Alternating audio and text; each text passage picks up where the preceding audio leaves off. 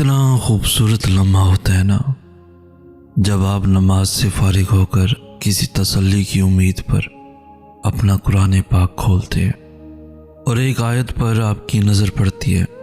थोड़ी देर पहले थमने वाले आंसू फिर से बहने लगते हैं, जिस वजह से आप जाए नमाज पर तकलीफ़ में अपने अल्लाह के सामने रोए थे। अब उसी बात की तसल्ली कुरान की आयतों में आपके सामने होती है। आपको लगता है कुरान आपसे बातें कर रहा है, आपका रब आपको जवाब दे रहा है।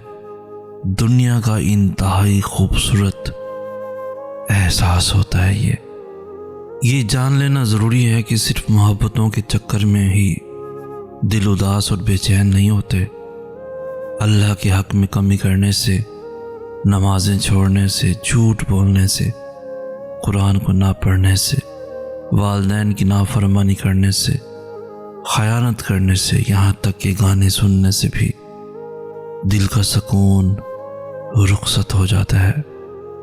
अपने दुख, अपने सुख, अपनी कमज़ोरियाँ, अपनी फीलिंग्स किसी के सामने बयान न करें, ख़ुद पर खौल चढ़ाएं।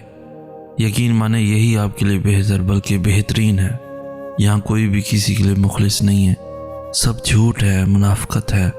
इंसान की ज़िंदगी का सबसे नाजुक मरहला उसकी जवानी होती है, और जो शख्स अपनी जवानी अल्लाह की रज़ा हासिल करने में गुजार दे तो वो कामयाब हो जाता है, क्योंकि इस उम्र में इंसान के पास ताकत भी ज़्यादा होती है और वो अपनी सलाहियतों को बेहतर तरीके से इस्तेमाल कर सकता है। मसलन एक शख्स की आवाज़ बहुत खूबसूरत है, वो चाहे तो रब का कलाम पढ़कर रब का कुर्ब भी हासिल कर सकता है, और चाहे तो कोई सिंगर बनकर अल्लाह ताला से दूर भी जा सकता है। यही तो इम्तिहान है अल्लाह ताला की तरफ से कि मेरा बंदा मेरी दी गई नेमत को मेरी खातिर इस्तेमाल करता है या अपने नफ्स की तस्कीन के लिए। ज़िंदगी में एक ऐसा वक्त भी आता है जब आपकी तमाम कमज़ोरियाँ, दुख बस अल्लाह जानता है। अब हर बात बस अल्लाह से करने लग जाते हैं।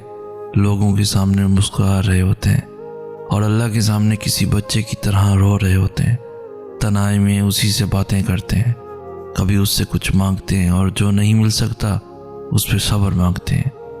तब बस अल्लाह अपना लगता है, बस वही दोस्त लगता है। बस हर इंसान एक चलती फिरती किताब होता है, बस हम पढ़ने की ज़हमत नहीं करते, क्योंकि हम समझते हैं कि इल्म सिर्फ किताबों से हासिल किया जाता है। हालांकि ज़िंदगी गुजारने के असल असबाब तो हमें इंसानों और उनके रवैयों से मिलते हैं। कुछ चीज़ें हम खुद नहीं करते, वो हमारे नसीब में लिख दी जाती हैं। कुदरत हालात ऐसे बना देती है कि उनका होना मुकर्रर कर दिया जाता है।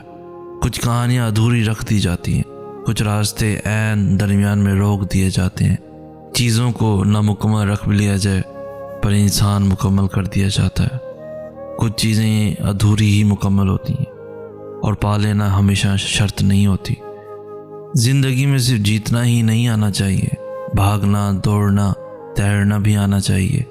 ज़िंदगी में सिर्फ खाना और सोना ही नहीं आना चाहिए। ज़िंदगी के पैरों में जो जंजीरें लिपटी हैं उन्हें खोलना भी आना चाहिए।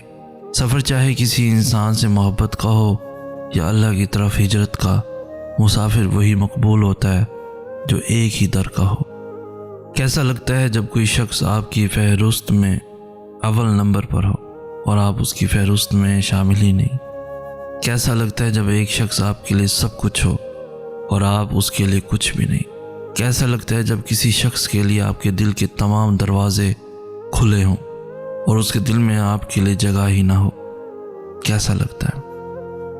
अगर हम अल्लाह को भूल जाएं किसी इंसान को थामते हुए, तो अल्लाह फिर उन्हीं के हाथों में तोड़ देता है। हमें लोगों के हकीकी चेहरे दुनिया की हकीकत दिखाकर अल्लाह याद दिलवाता है कि मेरे सिवा तो दुनिया में तुम्हारा कोई है ही नहीं, फिर क्यों इस फ़ानी दुनिया के पीछे भागते हो।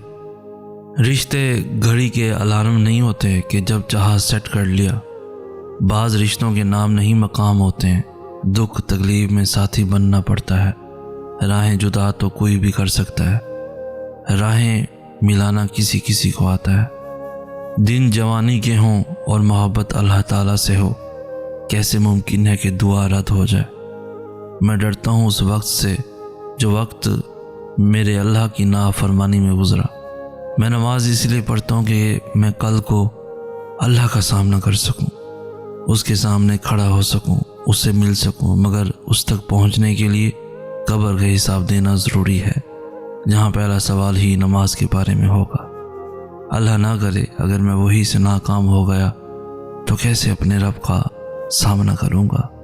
बहुत प्यार आता है अल्लाह पाक को जब आप किसी बच्चे की तरह जाकर अल्लाह को अपने सारे दिन की कहानी सुनाते हो, जब आप रो रो कर अल्लाह को बताते हो कि मुझे फ़लाँ चीज़ चाहिए, जब आप अपने टूट जाने पर अपने रब के सामने सजदे पर सजदा करते हो।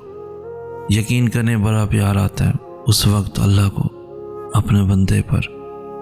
इंसान ने आसमानों के रास्ते तो दरियाफ्त किए हैं, लेकिन उससे दिल का रास्ता नहीं मिला। किसी को जलील करने से पहले खुद जलील होने के लिए तैयार रहें, क्योंकि अल्लाह का तराजू सिर्फ इंसाफ तोलता है। जिन लोगों ने आपकी कदर नहीं की, आप भी उनकी परवाह ना करें, मुस्कुरा कर यूँ गुजर जाएं जैसे आप उन्हें जानते ही नहीं हैं। यकीन रखें नई मंजिलें आपकी मुंतज़िर हैं। हर चीज़ का मज़ा तभी आता है जब उस चीज़ की चाह हो।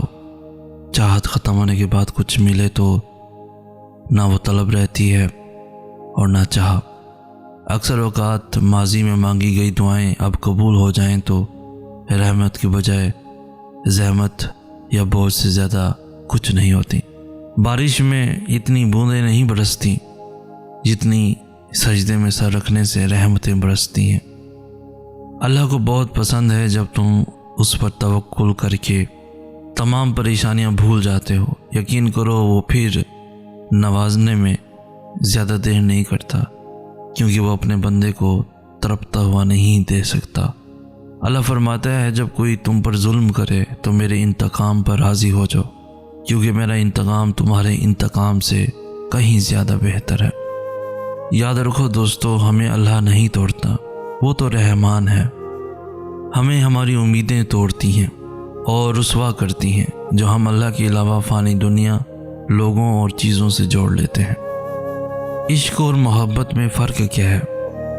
मोहब्बत तो हर एक से हो जाती है, जैसे माँ से, बाप से, बहन से, भाई से, दोस्त से। गर्ज के हर एक का मोहब्बत में अपना अपना मकाम बन जाता है, मगर इश्क उसे कहते हैं जहाँ मोहब्बत की इंतहा हो जाती है।